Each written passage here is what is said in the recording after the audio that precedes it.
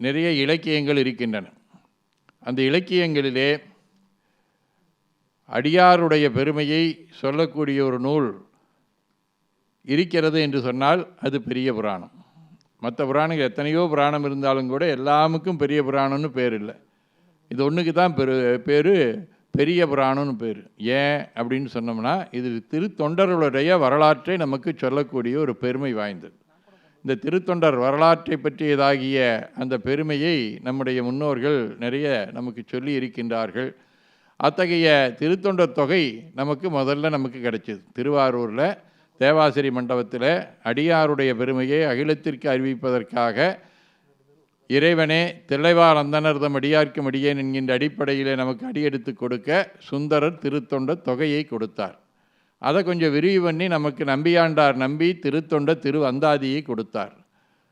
தன்னுடைய அமைச்சர் பதவியையும் துறந்து சைவத்திற்கொண்டு ஒரு காப்பியம் செய்வேன் என்கின்ற அடிப்படையிலே இறைவனே உலகலாம் என்று அடியெடுத்து கொடுக்கக்கூடிய வகையிலே அந்த பெருமை வாய்ந்த அந்த திருத்தொண்டர் புராணத்தை நமக்கு சேக்கிழார் பெருமான் கொடுத்தார். இதுதான் நமக்கு 12வது திருமுறையாக நமக்கு அமைந்திருக்கின்றது.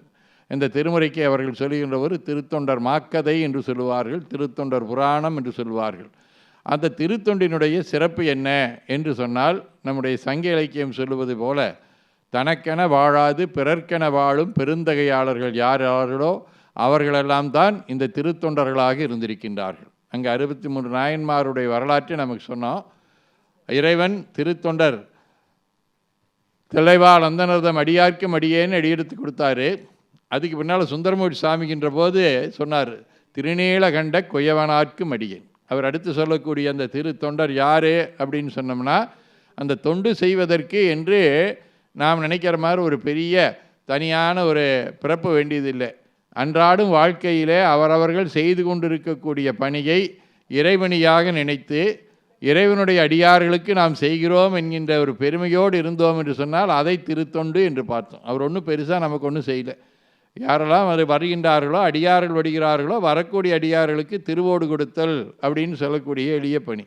இன்னொருத்தரே நம்ம பார்க்குறோம், அவருக்கு எதுவுமே கொடுக்கறதுக்கு வழி இல்லை. கொடுக்கறதுக்கு வழி இல்லைனாலும் கூட என்ன செய்வார், அடியார்கள் வந்தார்கள் என்று சொன்னால் அவருடைய உடைகளை துவைத்து தருவது என்று சொல்லக்கூடிய ஒரு பணி, திருக்குறிப்பு தொண்டனாயன். அதை செய்யக்கூடியவராக இருந்தார். இன்னொருத்தருக்கு கொஞ்சம் வசதி இருந்தது.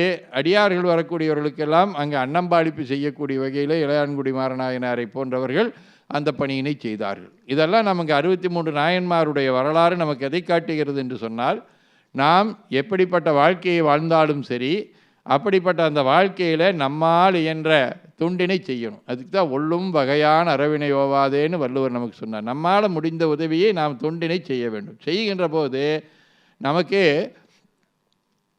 ஒரு வகையான எண்ணம் இருக்கும்.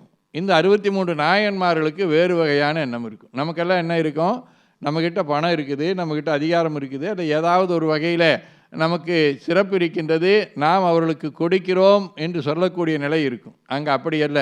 நாம் இறைவனுக்காக செய்கிறோம் என்று சொல்லி இறையடியார்களுக்காக செய்த ஒரு பெருமை மிக்கதாக இருக்கக்கூடியது தான் அந்த நாயன்மார்களுடைய தொண்டுக்கு பேர் திருத்தொண்டுன்னு பேர்.